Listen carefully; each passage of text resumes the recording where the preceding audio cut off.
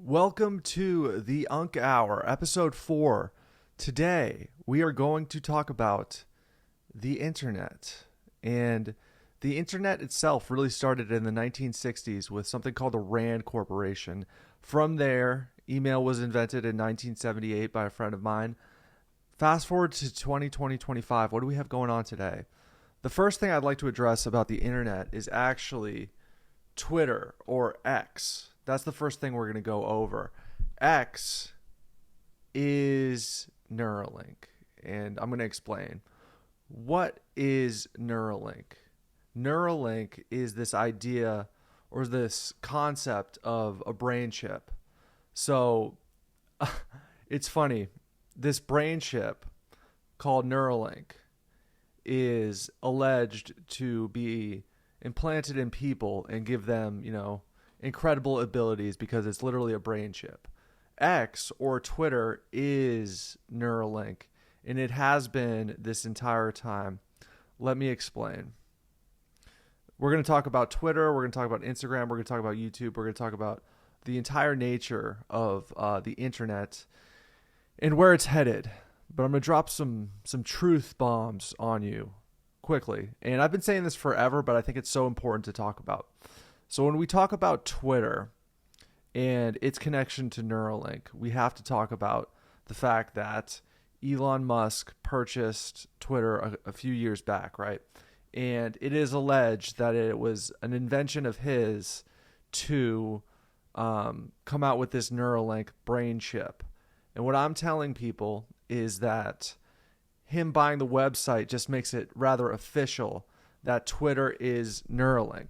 Now, when people use Twitter or X, they're uploading their own consciousness, their own jokes, their own thoughts. They're doing it voluntarily. It connects them with like minds algorithmically, right? So when that occurs, it's a voluntary sort of brain chip lobotomy procedure. When you think about the logistics of a brain chip, there's this fear truther narrative that everybody's going to get brain chipped, right? Everybody's going to get the RFID chip. There's the mainstream narrative, and then there's the truther narrative. Neither one of them are typically true. So the truther paranoid fear narrative is that everybody's going to get brain chipped, and that with Neuralink, it's going to be a really bad situation. What I'm telling people is that Twitter is the brain chip, and it's all voluntary. It takes people's consent in their own volition to type in whatever it is they're thinking at that time. If people are voluntarily uploading their own thoughts, what is the need for a brain chip? And I also want you to think about the logistics of a Neuralink, right? It's 1,000 times better if people voluntarily Neuralink themselves versus the logistics of everybody getting brain surgery. When we harken back to the years 2020 to 2022, we think about Bologna 19, right? And there was a mechanical procedure that was quite advertised, right? Advertised quite a bit. But at the end of the day, people did that themselves. People did that. A lot of them got pinched, a lot of them got squeezed, but eventually people did that under their own power. With something like Neuralink, the logistics of, brain chipping hundreds of thousands or millions of people is ludicrous. Why would that need to occur when there is Twitter? Okay? And when you get instantaneous feedback, boom, for your thoughts, your jokes, whatever the case is, it provides this dopamine feedback loop that's very addictive. Now, if you've ever observed this, if you've ever been a heavy Twitter user, then you put on a friend and be like, hey, I've been using the site, it's a lot of fun. And then you observe them start to use the site, you can see the addictive nature of it. As far as an RFID chip, I don't even know what RFID stands for, to be honest with you, but as far as a chip that the truthers are always paranoid about, everybody's going to get chipped. We've been hearing this since like 2012. There's no need for that if we all have cell phones. The cell phone is so much more efficient at everything espionage related that there's absolutely no need for there ever to be any sort of chip, whether it's a brain chip or it's a chip in your person at all. There's no reason for it. You're carrying around a cell phone. As long as people carrying around cell phones, they're effectively in a information data gathering cell, quite literally, where everything you do is findable. So this is where it gets a little bit more advanced. Okay, so we have Twitter, which is the first site we'll talk about. We'll talk about all the sites, and we're also going to go over this book, Arts in the Internet. Very interesting book. We're going to talk about that a little bit. This book, by the way, just to get a little off track, just to give you a little teaser for the rest of the Owl Dog Hour at some point. Arts in the Internet, written in 1996 by my buddy Dr. Shiva. We're going to talk about that, but let's get back to Twitter. What is the main thing happening on Twitter.com, and how does it work from there? The main thing happening is data collection, where information is farmed, which includes talking points for politicians. Let's bring it back to 2016. 2016, a company by the name of Cambridge Analytica was largely responsible for the Trump rise we saw in 2016. And what they did was they analyzed data from Facebook and other sources, but that's basically what they did. And personally, back in 2016, I was more into like hip hop sports culture, right? But I noticed whenever I tweeted about anything Trump related, it would get way more traction. And I was like, wait a second. But you can't think for a second I was the only one that got caught in that algorithmic loop where I'm getting rewarded for tweeting out Trump-related content every time. So in my head, I'm like, I'm going to do this more often. So that, in my opinion, was the first algorithmic loop that occurred in 2016 via data gathering and giving people what they want.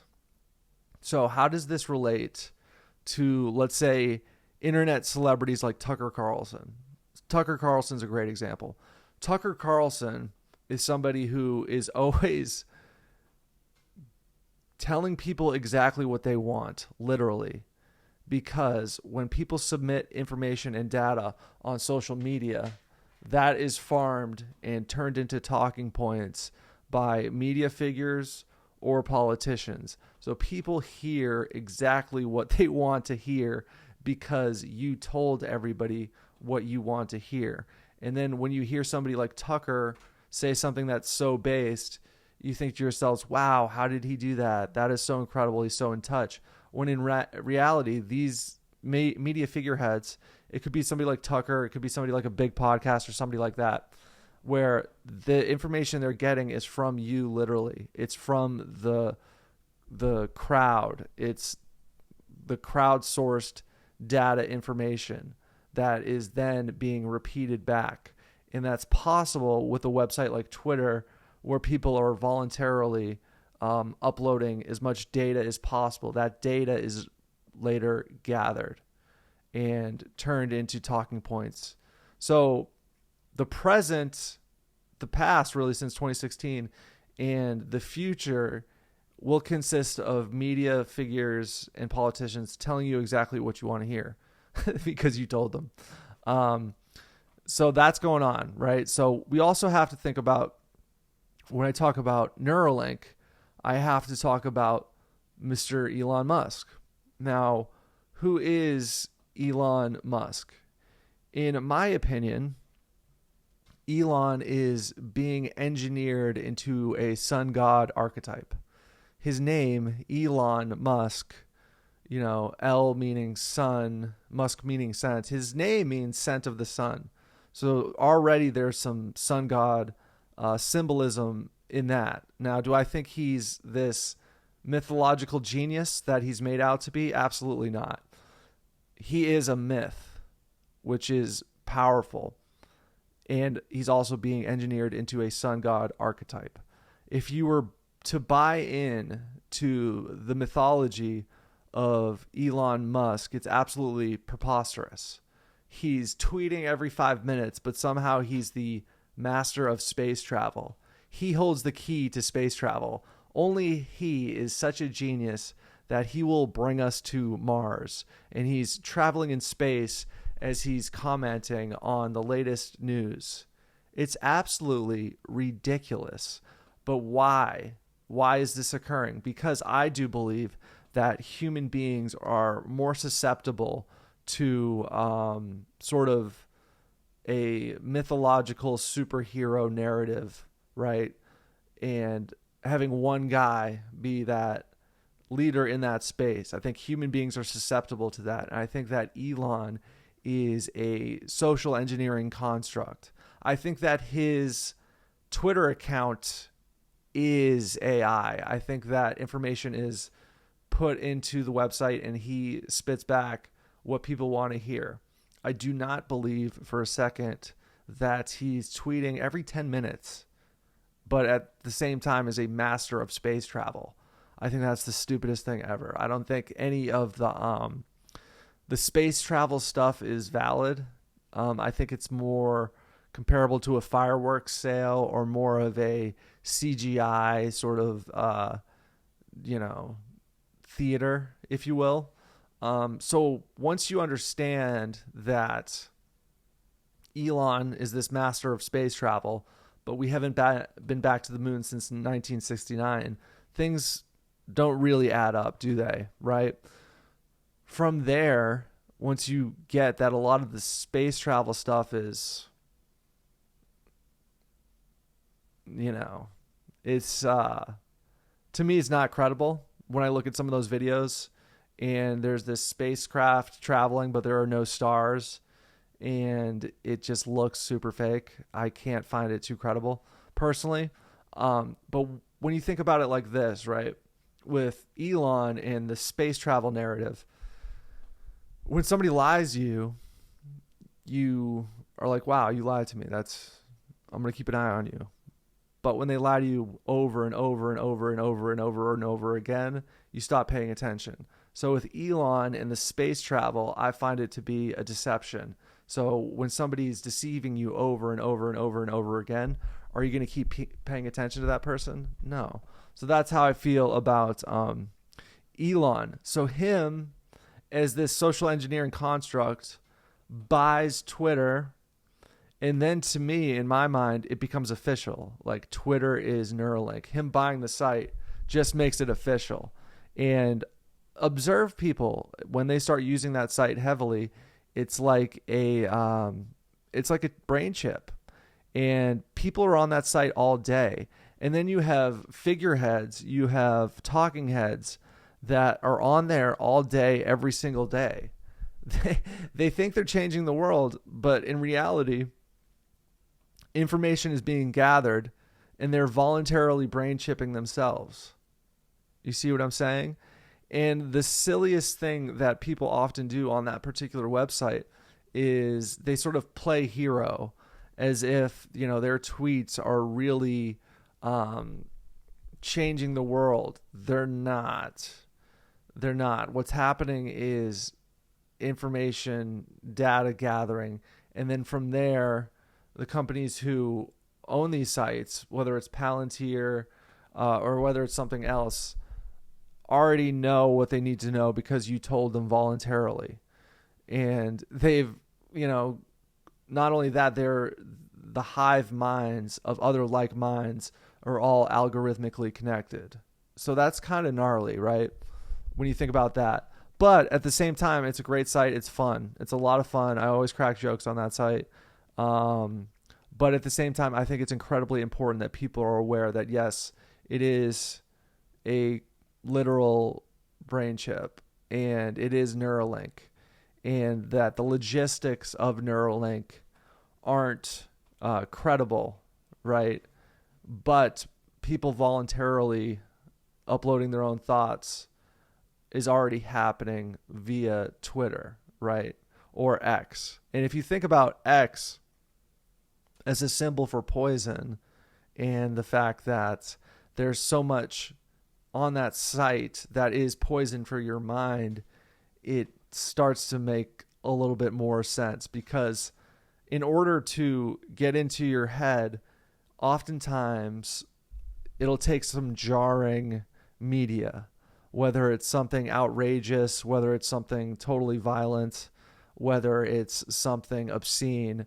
It still goes into your mind's eye. And in order to penetrate into your mind's eye, oftentimes something ridiculous or obscene will do that, right? And then you're like, whoa. And then you're like, this is crazy. I can't believe. Like, I've been on Twitter and I've seen like 5 people die, like within a few hours, just some of these more outrageous videos and things of that nature. So there's that component to it. It is it's a lot of fun. It's a good place to get information for the most part. It's a good place to connect with like minds, literally. So I'm not necessarily against the fact that, like minds are connected. I think that's actually awesome. I think that's actually a lot of fun. So that's how I would wrap up Twitter. That's my big truth bomb on Twitter. It is Neuralink. And I think what I've laid out here makes a lot of sense, where people are voluntarily uploading their own thoughts. The site connects them with like minds, and there's no logistical need for a brain chip. People do it themselves voluntarily. Elon, as this sun god, super master genius archetype, who is the master of space travel and also comments on every news story every 10 minutes, is probably a socially engineered mythological figure in order for people to better pay attention to one person. And I think that's within us for somewhere. And I think that's been hacked. So that would be my take on Elon. Elon is going to take us to Mars, which is unlikely to occur literally in terms of traveling to the actual planet. Haven't been back to the moon, but we're going to travel to Mars. But what does that mean symbolically? Mars could be interpreted as a war or marketing. You know what I'm saying? He's really good at marketing, and with X, it could be just a giant advertising website. I think it could be the best ever in terms of, something like television. The screen is in the living room, and at least people knock television a lot, but at least it's communal. What's rather concerning is the fact that the screens, whether it's a television screen or an iPhone screen, it's 2 feet from the foot from people's face, right? Preferably 2 feet, because one foot's going to hurt your eyes. 2 feet's probably better. The screens are a lot closer, and they're a lot more personalized. Therefore, people can get a whole lot more atomized. I'm just going to compare the television screen to the iPhone screen or the iPad screen real quick, because I think it's important as we talk about the internet here. The internet is really quite a net, is it not? The screen on a television puts people's minds into a hypnotic state. That's a fact. Everybody knows it, right? The best thing to think about, if you've ever seen a child in front of a television and they're like this, and you try to get their attention and you can't, because they're hypnotized, literally. And it has that same effect on everybody. So with that, people give, let's say, the boomers a lot of flack, because the boomers and the television screen are like that, right? They get all of their information from television. They worship it as if it is a unquestionable God. If something's on television, it's true. And in that sense, they don't watch television. They basically worship it. But we can't act like we're any better. how are you any better than somebody watching television if you're watching a screen? And instead of, to the television's credit, it's this communal sort of, and a lot of times fun atmosphere when you're around a bunch of friends or family and you're watching the same thing. There's something fun about it because you're bonding with other people versus being completely atomized on a screen that's 2 feet away and you're scrolling. Scrolling is an ancient word on your tablet. Scrolling on your tablet. No different from ancient Sumeria, where they would write on tablets and they would have scrolls of parchment. So these things aren't necessarily new. They're actually sort of eternal in a sense. But the reason why I bring up the television, because I think people need to be aware that whether it's an iPhone screen or a television screen, it's still screen slavery at the end of the day, where people are voluntarily gazing into these screens and sort of becoming consumed by them. And these screens are going to sort of give you exactly what you want because you're always telling them what you want. Okay, so that's my spiel on X as Neuralink. I'll get into some of the other websites and also the current state of the internet, but I'd like to say real quick that I do believe, and I don't necessarily believe it's a bad thing, but this is another truth bomb, internet truth bomb, is that Bitcoin, and I'm not really pro or against Bitcoin. I've used it a few times. I think it has a lot of logistical value in terms of just it's fast, it's easy for transactions. But Bitcoin, it's so obvious, is central bank digital currency, 1,000%, without question. Every Bitcoin enthusiast talks about how it's awesome and that new centralized central bank digital currency is this big scary thing and it's awful and it's so terrible, right? And central bank digital currency is the worst thing ever. I'm telling you without a shadow of a doubt that Bitcoin is central bank digital currency. Why? Well, ask yourself a question. What better way to advertise central bank digital currency than under the guise of freedom? The best way to advertise it. Hey guys, this is freedom. This is a way out of the fiat currency central banking system. Let's pay all these libertarian influencers to shill this stuff. And not only that, they have a vested interest in shilling Bitcoin because every Bitcoin that their followers buy, the Bitcoin that they initially bought becomes more valuable, right? So it's a genius way to advertise central bank digital currency under the guise of freedom, right? It's hilarious. So it's so beyond obvious that it has to be just called out. And I'm not for or against Bitcoin. I think it's tangible. Not tangible in the physical sense, but it's something that I've seen work in terms of transactions online and things like that. Do I think people are going to get rich by buying Bitcoin and holding it? No, I don't. I think that was back in 2012. You know what I'm saying?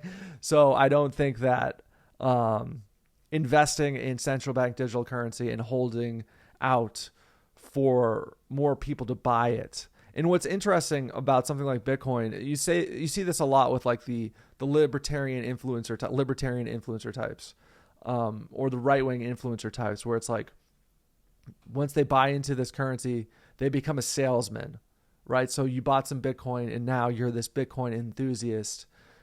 You're this Bitcoin. It's like usury 101, where you sort of buy the currency and now you are a salesman, because the more Bitcoin you sell, the more valuable your Bitcoin becomes. And at the end of the day, everybody wants United States dollars. So, and if you're at all familiar with the geopolitical power structure, you know that oil companies are very, very high. Oil and gas. Okay? Whoever controls the power has the power. So why do I say that? Because I see Bitcoin machines all the time at gas stations. When a Bitcoin machine are at gas stations, it's not against the establishment. It's not totally freedom, bro. It's central bank digital currency being marketed to you as totally freedom, bro. Like, that's the whole game. And it's brilliant. And it's right in front of people, and everything I laid out makes total sense. So Bitcoin is central bank digital currency. And I'm not, a Bitcoin hater or a lover. I just think it's sort of revealing when these right-wing influencers are pushing usury and pushing central bank digital currency. It could not be any more ironic. As far as crypto goes, it's hilarious that these folks, these crypto enthusiasts, and if you got to bag off crypto, dude, go for it. It's all, I know a bunch of cool people, cool artists who are into that. But what was I going to say? I had something good in terms of crypto. Oh, okay. It is so beyond ironic that there's these people, especially on X, especially on Twitter, especially on Neuralink, that they complain all day about certain groups owning the banks and owning the media. So what do? And manipulating currency. So what do? They go on to social media to push currency and manipulate social media. So they're angry at a group for owning the banks, owning currency, and manipulating the media. So they go on social media to push a currency and manipulate social media. It's beyond ironic. And then they complain about that group all day long while mimicking the same exact behavior. It's so ironic, and it's so in front of your face, literally. So social media is, the name of the game on social media is information gathering. And ultimately, when you are looking at a screen, whether it's television or an iPhone screen, you're ultimately in the same theatrical seat. Okay? So at the end of the day, I do love these things. I enjoy them. I use them. I connect with people and all of that on these devices. But at the end of the day, this is the bottom line to these things. So that's my spiel on Twitter, Bitcoin, and cryptocurrency in general. And the irony of it and the truth of it is rather in front of your face, literally. And screens in general. The idea that we are no better than the baby boomers when we engage in screen slavery. A lot of it is voluntarily done. A lot of it is interfacing with the world at a wider level through these screens. And we'll get into this book a little bit. So, Arts and the Internet, written in 1996. We'll get into this book towards the end. But I just want to touch on some of the other websites and something that's been happening since 2022. And that is the short form video that occurred in 2022. Also TikTok. So, but let's talk about the other big one, which is Instagram. Instagram, I just think Instagram, instant gratification. So it's a visually driven website versus Twitter is more so, the written word for the most part. But with Instagram, I think that it's interesting how it literally used to be just pictures, and everybody kind of misses that. You know what I mean? It used to just be pictures. And from there, I think it was IGTV, which came around at some point, I want to say 2018-ish. They converted more into your own personal television channel. That's how I think of Instagram. It's literally your own personal television channel because you can go live, you can do video, you can do anything. So that's how I would think of Instagram nowadays. It is concerning how easy it is to use. But one thing I do like about, because a monkey could literally use it. I've seen videos where monkeys use Instagram, where they just like things they like and they don't like things they don't like. So the thing about it is that people are putting in a lot of effort, like a lot.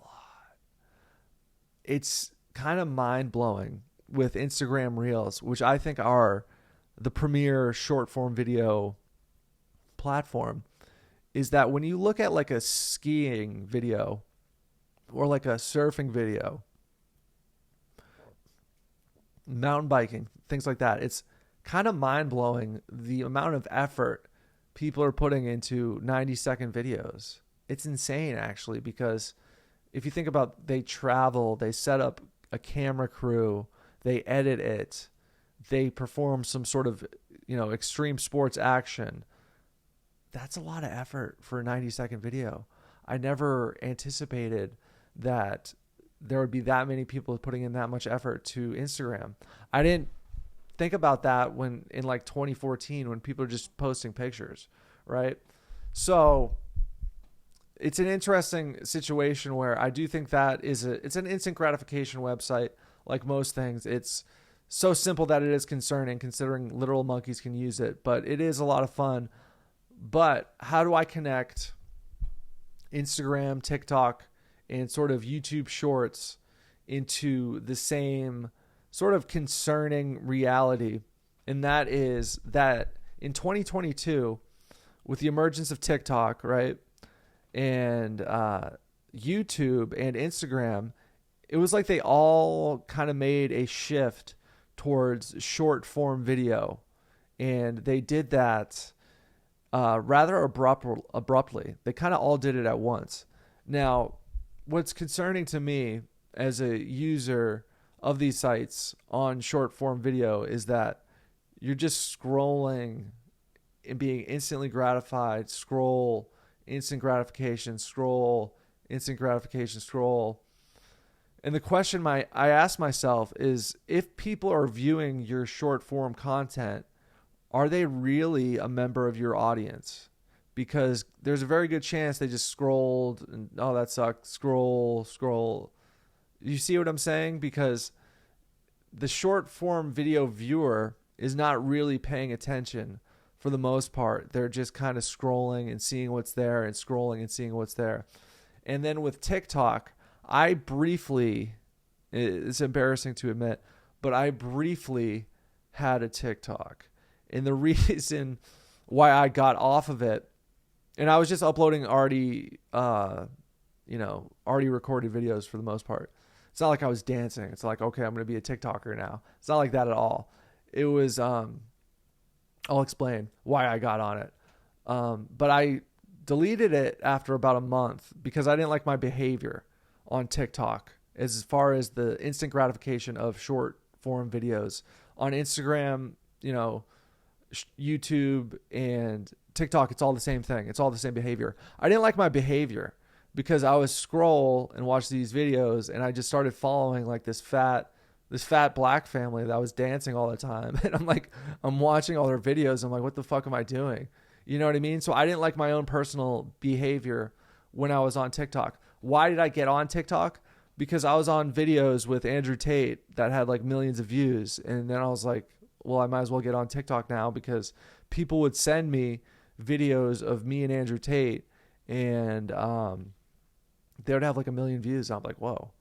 I had cousins be like, wow, I saw you on TikTok with Andrew Tate. And I'm like, whoa, that's mind blowing, So I was like, all right, if I'm getting millions of views, I might as well get on the platform. Then after about a month, I was like, you know what? I'm totally done. So I'm out of here. Yeah, because I didn't like my behavior. So the thing that is concerning is the hypnotic state that you go into when you do scroll short-term videos, and all of the things you want to see, you will eventually see, whether it's conspiracy content, whether it's truther content. To me, some of the truther content is actually some of the biggest deception, or some of the dissident content, because it actually tricks people into thinking that their hero they see on a screen is really impacting anything other than the process of data information gathering and having it spit back at you through controlled entities, whether it's a media figure or a political figure. I have to bring up a really important point because I talk about how a lot of what's going on the internet, the bottom line is data, and that is more valuable than gold in some ways. Not, you see what I'm saying, whatever. But the reason why I want to mention this book is because my friend Dr. Shiva, he wrote Arts in the Internet in 1996, why artists should put themselves on the internet and how that's beneficial in 1996, invented email in 1978, right? But what is he saying now? He's saying the future's offline. Okay?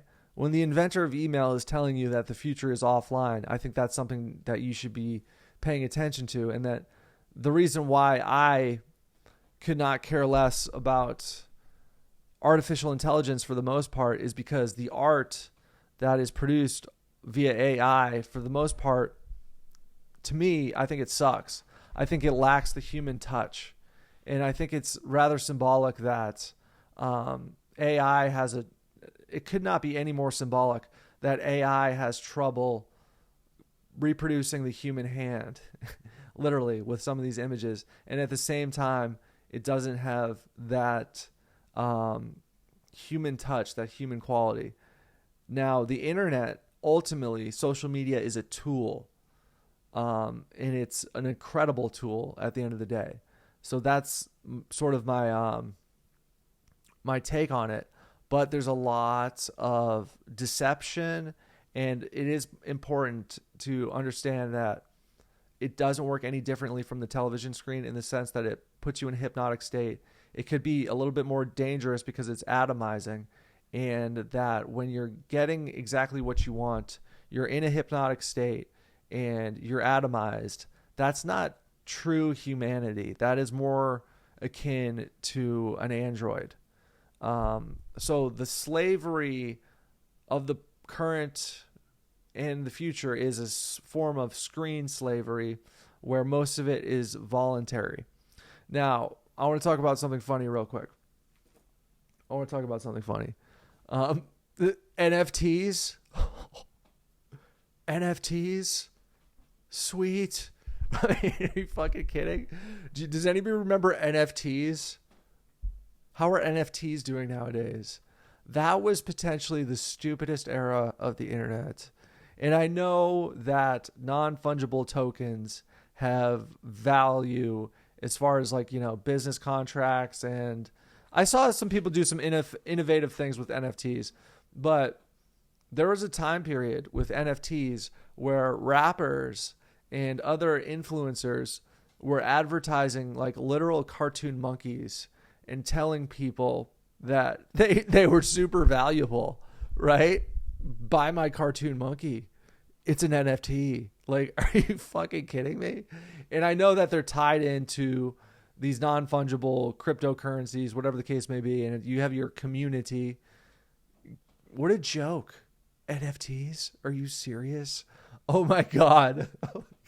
Check out, I understand, whatever, but they're so funny to me because they're so stupid. And I don't care what anybody says. Yeah, secretly NFTs are really cool. Okay. This is how I always think of the internet. This is so important. The internet, always visualize and think about if the internet was real life. Like, imagine if somebody was a door-to-door NFT salesman. Like, hey, check out my cartoon monkey. This is literally the future. This is something you want to invest in. We also have a community of cartoon monkey people. It's really cool. Like, yeah, okay. But also take it a step further. There's a guy in a trench coat selling red pills on the street corner. Take it literal. There's some freak, selling his masculinity course. Imagine somebody selling their masculinity talking points on the street corner. Like, get away from me, creep. He's like, yeah, I'm in the manosphere. It's like, dude, what? I always think about that. Or imagine some hooker like, hey, want to see me naked? Like an OnlyFans girl in real life. Imagine that. I always think about if the internet was real life. Or let's take it another step further. Let's talk about Twitter. What if somebody was standing up on a park bench and espousing their most ludicrous opinions, their most socially unacceptable opinions, and they're just yelling them, right? That's Twitter in real life. Yeah. So that's something I always think about as it pertains to the internet. The internet was actually started in the 1960s by the Rand Corporation. When you visualize it as a literal net, it is something to navigate. It isn't something necessarily to avoid altogether. It's something that when you connect with people with your art, whether it's writing a book, right? Check it out, an audio book, and you want to get yourself out there, there is actually no better place than the internet, but is there?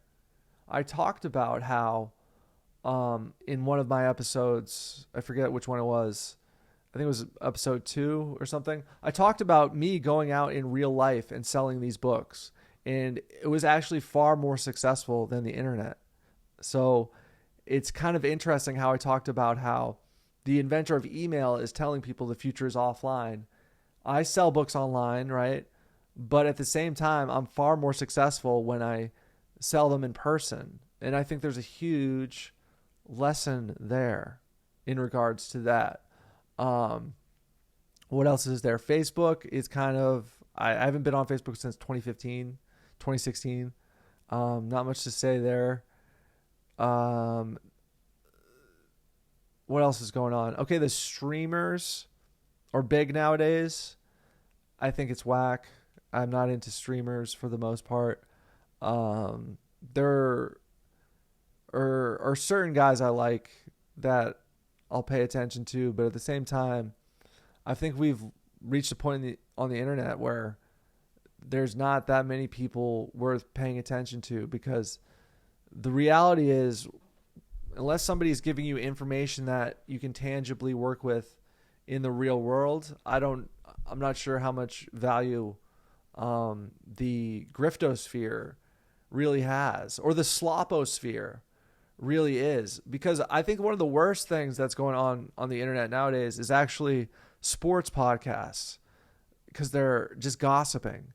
There's been a big shift since I think 2024, 2023, where a lot of former athletes, they start podcasts, or in many cases current athletes, because they want to set their own media narrative, which is fine, cool, go for it and connect with people. But what's ended up occurring is just guys gossiping, and it's just like, or it'll be like 3 or 4 former athletes around a couch and some microphones, and they talk about things they talk about on things they talk about. So it just becomes this total gossipy.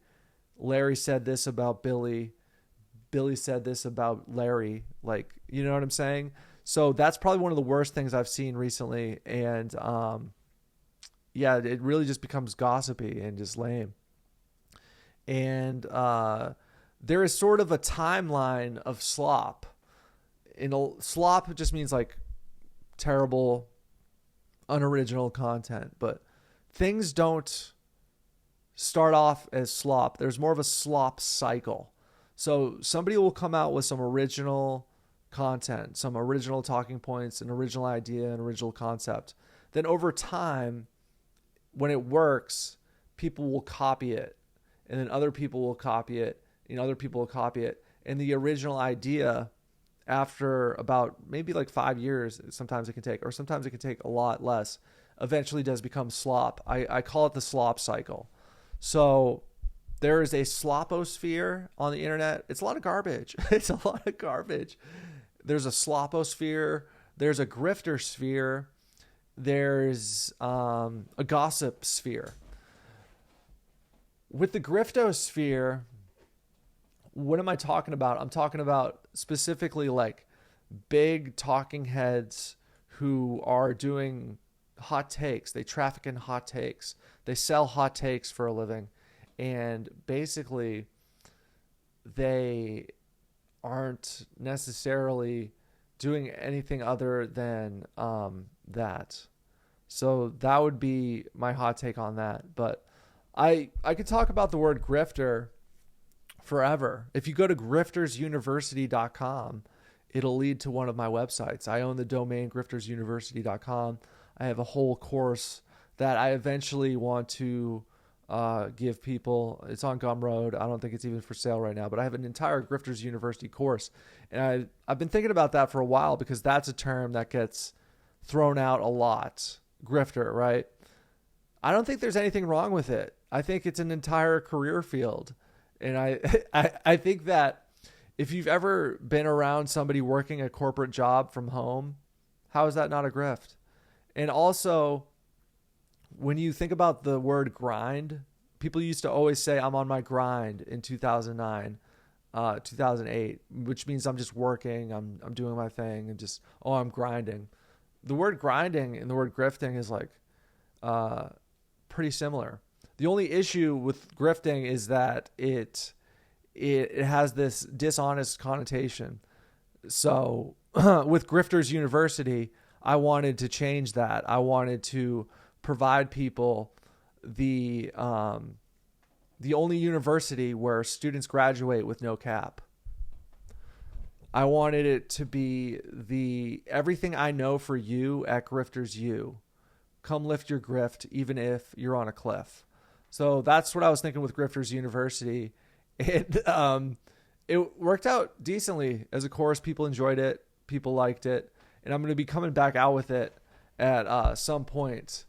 But it's interesting because what people do is all these grifters call each other grifters and they're like, oh, everybody's a grifter except me. It's like, wait, and it's actually unfortunate that people who produce content and are blessed enough to make a living doing that are labeled grifters. And I think that's unfortunate versus the person working from home at a corporate job.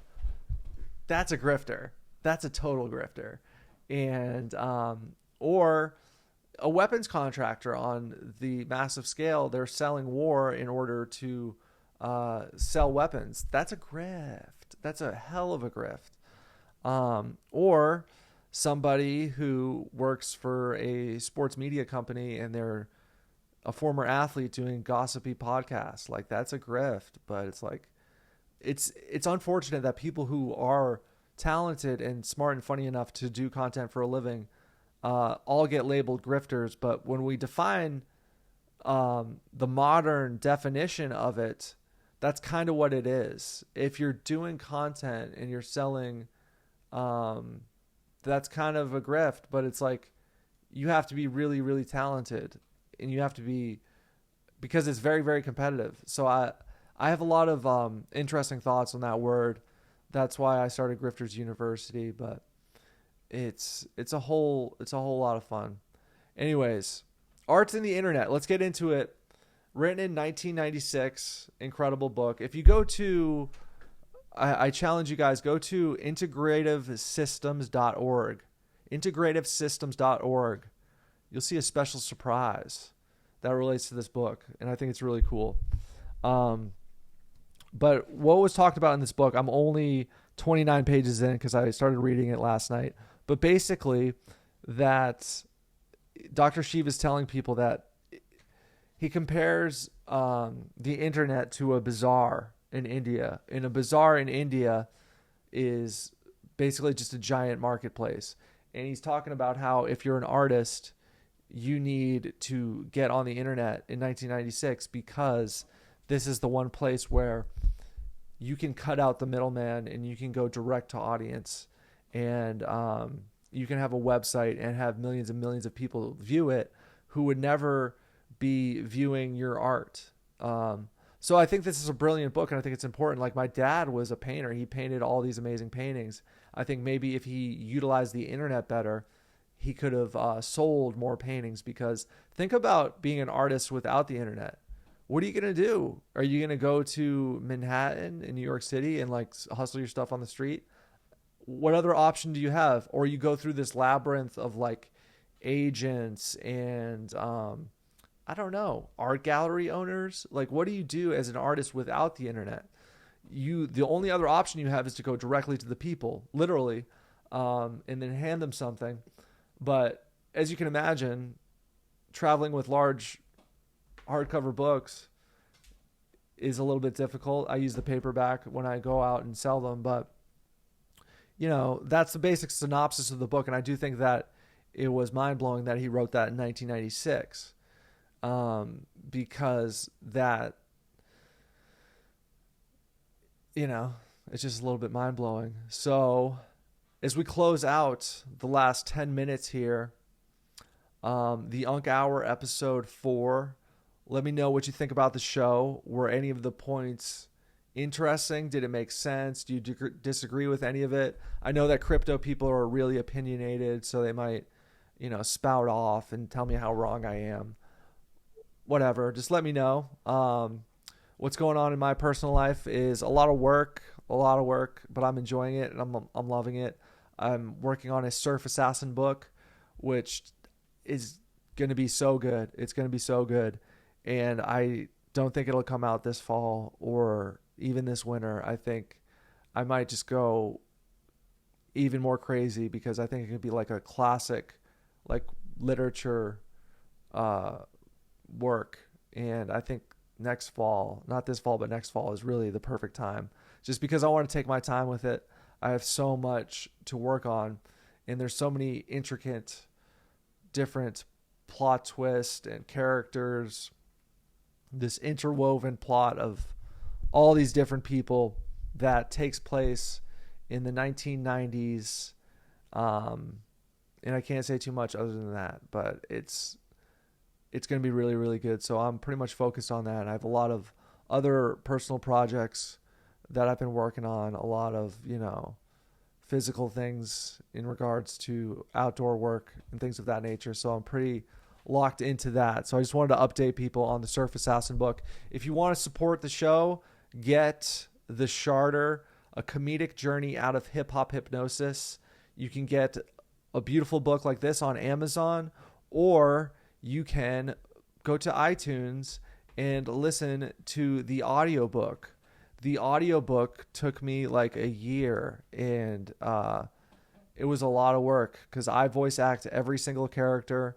I had to get my lines right. It's not like I'm just reading it monotone.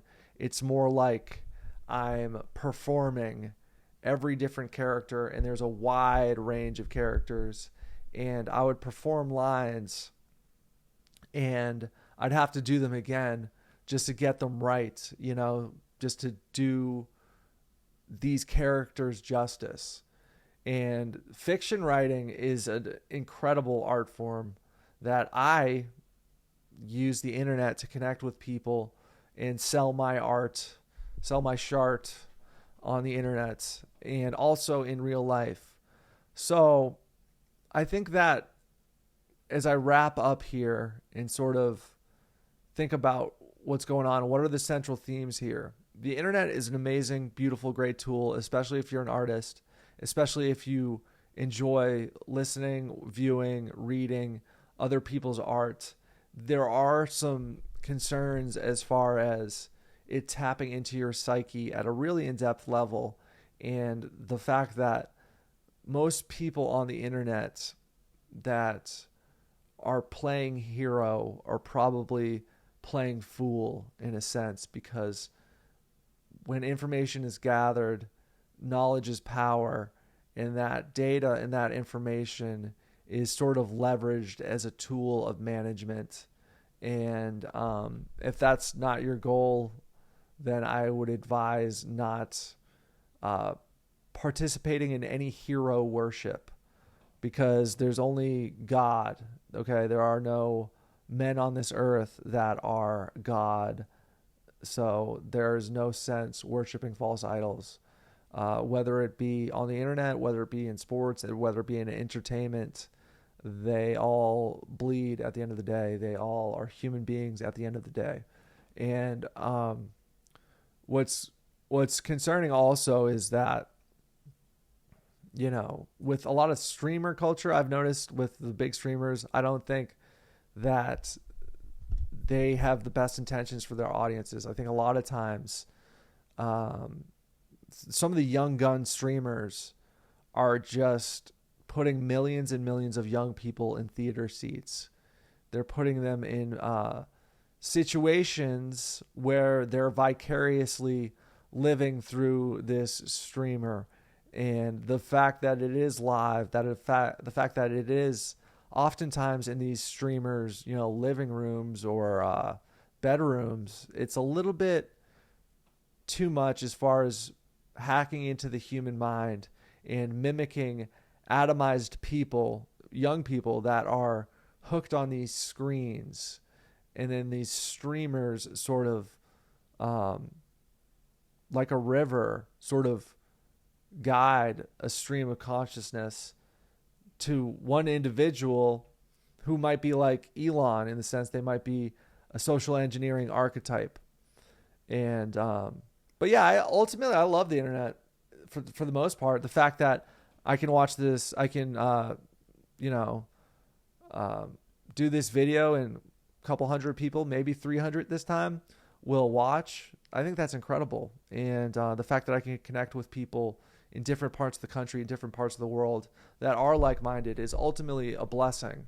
But as always, something that's that powerful of a tool can be used to deceive people, also to manage and potentially mismanage them against their own interest. So it's a double-edged sword, and I've been blessed to have some great teachers in my life. I've been blessed to interact with some amazing people, some of the coolest people on the internet. And it's it's the worst thing that every single podcaster says, and I'm not going to say it, but I kind of want to, is that, we live in such an interesting time, literally every single podcaster says that. But that's what was coming to my mind. And then I'll close on that note by just being stereotypical in that regard. But I'm going to get more into this book, Arts and the Internet, by my friend Dr. Shiva, the guy who invented email. And the internet has kind of become a place where people used to have their own websites. It used to be way more decentralized, where people go to this website, that website, this website. Even in the 2015 blog era, there were more websites. It's kind of as if social media has become so specialized and efficient that everybody's going to 4 or 5 different websites, and that all the traffic is on 4 or 5 different websites, it seems. And that traffic is consisting of people, if you were to visualize literal like road traffic, people driving, they're just like this, short form content. Oh, there's a billboard, and it's